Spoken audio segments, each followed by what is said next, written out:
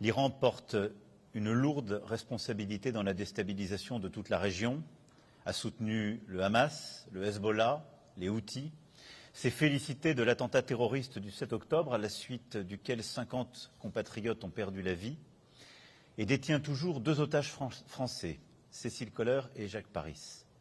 Et je veux ici redire à leurs familles notre solidarité et notre détermination à obtenir leur libération. De manière globale, si oui, qui est responsable de cette situation? Si Israël devait être attaqué dans le cadre d'une représaille par l'Iran, la France, compte tenu de ses emprises, et si elle était en situation de le faire, participerait aux opérations de protection et de défense d'Israël. Et j'ai marqué notre disponibilité en ce sens.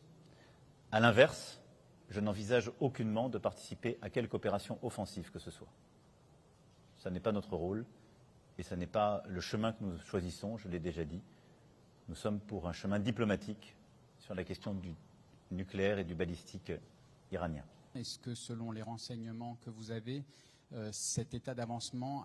Nous avons été parmi les pays les plus exigeants et les plus constants sur la question du nucléaire iranien comme du balistique iranien, mais nous avons toujours privilégié la voie de la discussion diplomatique et des exigences techniques de l'AIEA plutôt que l'intervention militaire.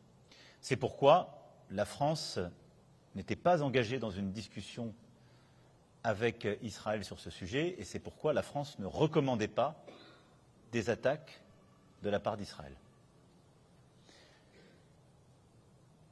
La situation que je viens de décrire a conduit Israël à prendre cette décision. Est-ce que pour autant nous la soutenons, nous avons voulu l'accompagner ou nous l'avons planifié avec eux? La réponse est non.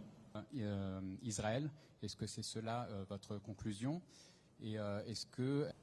La France a condamné depuis longtemps et à de multiples reprises l'accélération du programme nucléaire et balistique iranien. L'Iran a continué d'enrichir de l'uranium sans aucune justification civile et à des niveaux désormais très proches de ce qui est nécessaire pour un engin nucléaire, accumulant près de 40 fois plus d'uranium enrichi que ce qui lui était autorisé. Elle s'est ainsi affranchie de toutes ses obligations vis-à-vis de la communauté internationale, rompant ses propres promesses. Cette semaine encore, l'Agence internationale de l'énergie atomique, juge de paix en la matière, a constaté l'impossibilité d'assurer qu'il s'agissait d'un programme pacifique.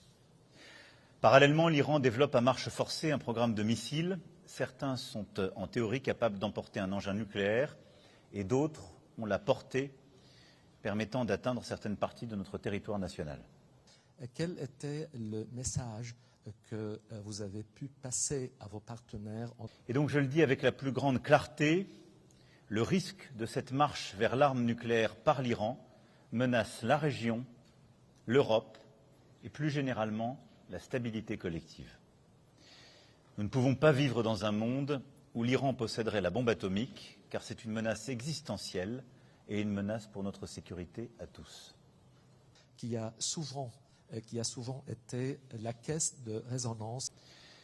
Face au risque majeur de déstabilisation pour toute la région, la France appelle désormais toutes les parties à la plus grande retenue pour éviter l'escalade. La question du nucléaire iranien est une question grave, une question existentielle. C'est par la négociation qu'elle doit désormais être réglée. C'est pourquoi je regrette que l'Iran n'ait pas pris au sérieux les propositions avancées par les États-Unis et a refusé jusqu'alors toutes les concessions comme les gestes nécessaires. Massive de l'Iran dans les prochaines heures ou prochains jours. Et donc oui, l'Iran a poursuivi son programme ces derniers mois, a continué d'enrichir et est proche d'un stade critique, c'est-à-dire le stade qui permet en effet de produire des engins nucléaires et ensuite qui déclenche la mécanique qui permet ensuite, en effet, d'avoir des armes nucléaires.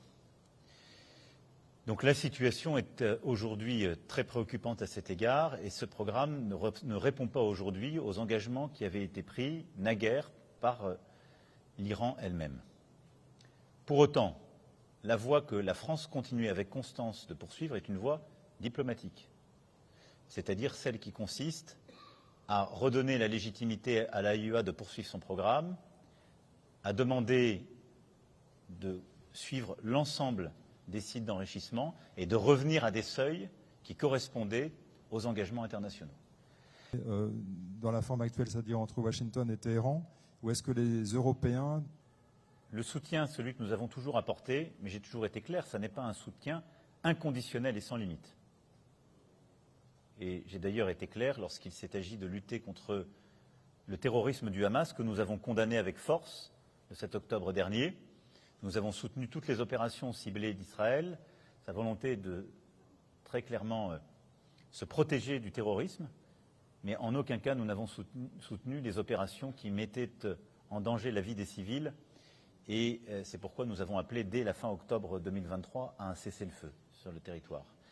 Le Premier ministre François Bayrou a également réagi. Il a évoqué, je cite, des risques qui vont